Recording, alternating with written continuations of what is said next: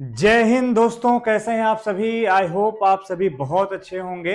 आज की वीडियो बहुत खास है क्योंकि आज की वीडियो में हम लोग डिस्कस करने वाले हैं कि किस तरीके से हम कॉम्प्रिहेंशन को सॉल्व करते हैं। मेरे भाई, पेपर कोई भी हो, एयरफोर्स का हो, सीजीएल का हो, सीएचएसएल का हो, सीपीओ हो या सीडीएस एनडीए जैसे कोई एग्जाम हो, यहां तक कैट के भी एग्जाम हो, किसी भी एग्जाम का अगर आप पैसेज सॉल्व करना चाहते हैं और अगर आपको लगता है कि आप पैसेज में बहुत कम स्कोर कर पा रहे हैं। कई बार होता है ऐसा है कि बच्चा कई बार अगर उसके सामने 5 क्वेश्चन दिए गए हैं तो हो सकता है उस 5 क्वेश्चन में उसके 5 के 4 सही हो।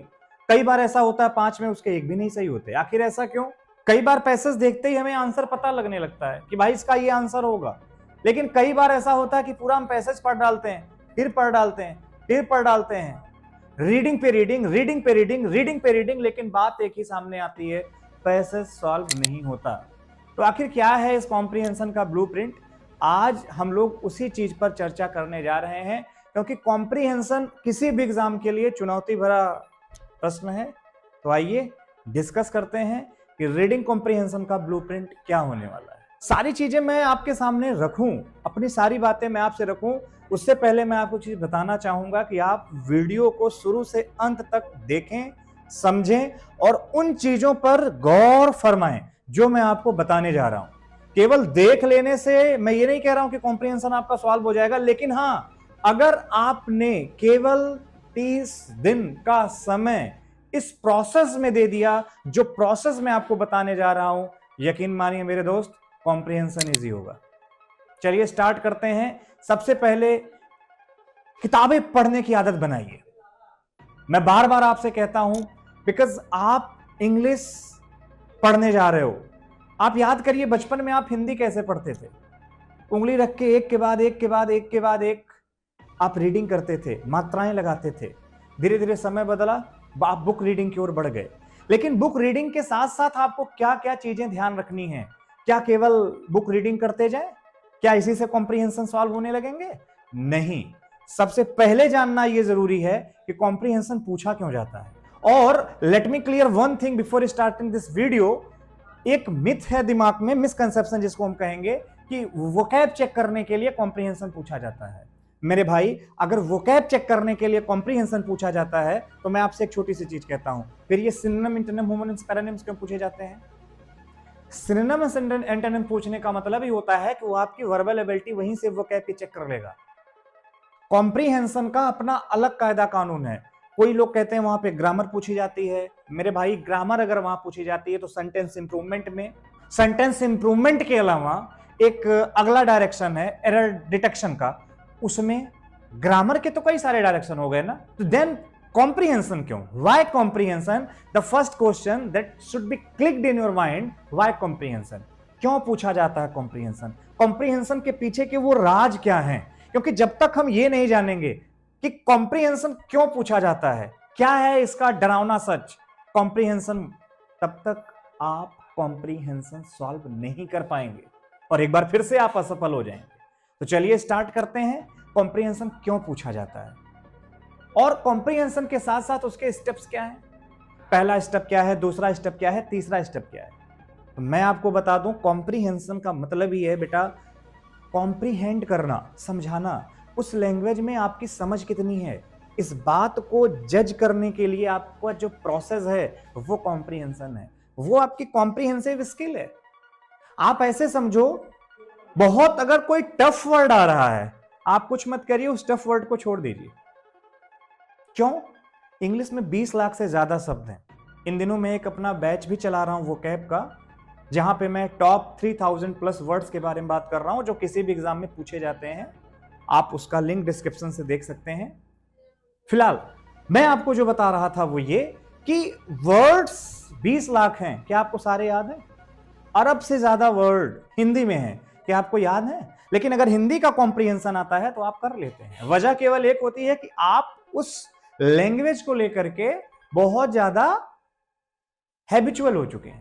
लेकिन जब बात इंग्लिश की आती है तो आपका दिमाग कहीं ना कहीं पीछे पीछे पीछे भागने लगता है। मेरे दोस्त, एक बात मानिए, एक बात यकीन करिए, एक बात याद रखिए, कॉम्प्रिहेंशन से इजी कुछ नहीं होता, इससे इजी कुछ नहीं होता और हो भी नहीं सकता। अब मैं आपको कुछ प्रोसेस बताता हूं, एक एग्जांपल लेता हूं। अगर आलू, नमक, प्याज, धनिया सब मिलाया जाए तो खीर नहीं बनेगा ना, भरता ही बनेगा। चोखा गांव की भाषा में कहते हैं। एक दूसरा एग्जांपल लेता हूं, दूध, शक्कर, चावल, ड्राई फ्रूट्स, काजू बादाम छुहाड़ा सब मिला दो तो खीर बनेगा कि भरता बनेगा? आप रिप्लाई कर सकते हो सर खीर बनेगा। अब 2-3 चीजें वहां से हटा दो, आप उसमें से छुहाड़ा हटा दो, बादाम हटा दो, फिर भी खीर बनेगा, क्योंकि बेसिक में खीर ही है। ठीक उसी तरह से एक सेंटेंस एक बार में एक ही मीनिंग कन्वे करता है। एक सेंटेंस एक बार में एक से ज्यादा मीनिंग कन्वे नहीं करता, नहीं कर सकता। इसलिए आपको यह ध्यान रखना है कि जो डिफिकल्ट वर्ड आए, बजाय कि उसको आप तुरंत खोजने लगे डिक्शनरी में, कोई कहता है जी डिक्शनरी में खोज लो, कोई कहता है जी मोबाइल कर लो, कोई कहता है न्यूज़पेपर पढ़ डालो। मत पढ़िए न्यूज़पेपर, कोई फायदा नहीं होगा। क्यों कोई फायदा नहीं होगा? क्योंकि आपको यही नहीं पता न्यूज़पेपर पढ़ना कैसे है। न्यूज़पेपर लोग कैसे पढ़ रहे हैं? न्यूज़पेपर लिया पढ़ रहे हैं, टफ वर्ड आया डिक्शनरी कर रहे हैं, कोई गूगल कर रहा है, कोई जाकर के वहां पे ऑक्सफोर्ड कर रहा है, कोई कैम्ब्रिज की डिक्शनरी ले। क्या कर रहे हो? What stupid you are doing? वो चीजें आपको तब हेल्प करेंगी बेटा जब आप उन वर्ड्स को पर्सनली बाद में एक्सप्लोर करोगे। पढ़ते समय जो चीज टफ लगे उसको छोड़ दो, हाँ उसको टिक कर लो कि बाद में सीखेंगे, अभी उसको छोड़ दो। उस शब्द को छोड़ने के बाद आपको पता टफ वर्ड क्यों दिए जाते हैं? टफ वर्ड दिए इसलिए जाते हैं कि एक थीम बनते दिमाग में आ रही है, और जैसे टफ वर्ड आएगा उसको पढ़ने में वो थीम ब्रेक हो जाएगी। अब जो कॉम्प्रिहेंशन की जो समझ थी वो वहीं पे ब्रेक हो जाएगी उस टफ वर्ड की वजह से। आप उस टफ वर्ड को छोड़ दीजिए और उस टफ वर्ड को छोड़ करके आगे बढ़ जाइए, देन फिर पढ़िए। आप जब टफ वर्ड को छोड़ दोगे, एक आध दो वर्ब को छोड़ दोगे, तब जाकर के आपके सामने एक चीज आएगा, वाओ व्हाट एन एक्सप्लोजर। अब समझ में आपको आ रहा होगा कि अब तो हमें एक नई डायरेक्शन मिल चुकी है, अब तो हमें पूरी थीम समझ में आ चुकी है। तो मेथड्स क्या क्या हैं, आइए उन पर हम लोग बात कर लेते हैं। पहला मेथड है क्वेश्चन रीड करिए। किसी आदमी ने आपसे कहा कि भाई विनय मिश्रा का कैरेक्टर लिखो, क्या देख पाओगे भाई मेरी फोटो देखकर? लेकिन आपने पढ़ा तो आपको समझ में आएगा ये टीचर है, ये ऐसा ही ऐसा है।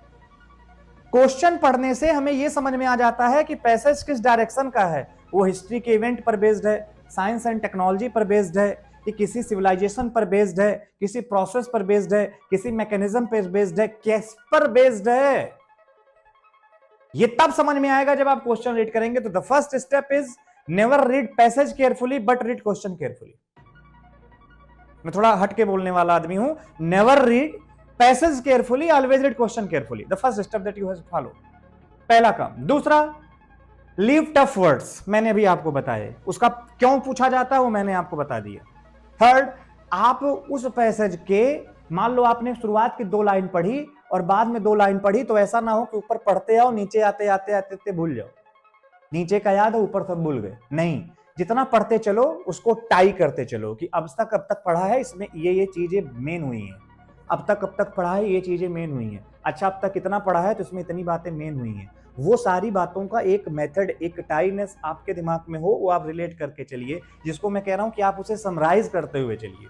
पैसेज को अपनी लैंग्वेज में समराइज करते हुए चलिए, अपनी समझ में समराइज करते हुए चलिए, और बाद में आप ऑप्शन एलिमिनेट कर दोगे तो 5 में 4 क्वेश्चन आराम से हर बार सॉल्व होंगे। लेकिन ये प्रोसेस है और इस प्रोसेस में लगता है समय। तो आपसे देरी किस बात की है? आप जिस भी एग्जाम की तैयारी कर रहे हो, आप उस एग्जाम के पीवाईक्यूज ओपन करिए, प्रीवियस ईयर में जो पूछे गए हैं पैसेज उन्हें ओपन करिए, और उन पैसेज को इस तरीके से सॉल्व करिए जो तरीका मैंने अभी आपको बताया है। आप पाएंगे कि आपका धीरे धीरे धीरे धीरे पैसेज की जो समझ है वो स्ट्रांग हो जाएगी। सुबह 1-2 पैसेज करिए, शाम को 1-2 पैसेज करिए, एक साथ 4 पैसेज मत करिए, नहीं, 2 पैसेज सुबह, 2 पैसेज शाम, बस आप करिए 30 दिन। पैसेज में आप मास्टर हो जाएंगे, आपको किसी भी विनय मिश्रा की जरूरत नहीं पड़ेगी। और मैं एक चीज आपको बता दूं, आप न्यूज़पेपर पढ़ो, नॉवेल पढ़ो, फिक्शन पढ़ो, व्हाटएवर यू वांट, जो भी आप चाहते हो आप पढ़ो, लेकिन पढ़ने का तरीका यही रखना जो मैंने बताया है, देन वो आपको हेल्प करेगा। होप ये वीडियो आपके लिए हेल्पफुल रही होगी। थैंक यू सो मच, जय हिंद। मुस्कुराते रहिए, पढ़ते रहिए, और हाँ, अगर आपको लगता है कि आपको अपनी वोकैब बहुत स्ट्रॉन्ग करना है तो हमारे कोर्स को ज्वाइन करिए, इंग्लिश वोकैब की पाठशाला। मतलब ये कि इंग्लिश की पाठशाला तो है, लेकिन साथ साथ उनमें मैंने वोकैब को बहुत शानदार तरीके से कराया है। Root words, mnemonics, live batch है, इसलिए भी मैं क्लासेस भी रोक के रखा हूँ। 4 से 5 क्लासेस अभी जस्ट हुई हैं, आप उस बैच को ज्वाइन करिए। अमेजिंग तरीके से वोकैब आपको मैंने याद कराई है, चाहे वो इडियम फ्रेजेस हो, चाहे वो कुछ। तो आई होप आपको मजा आया होगा। Thank you so much. जय हिंद।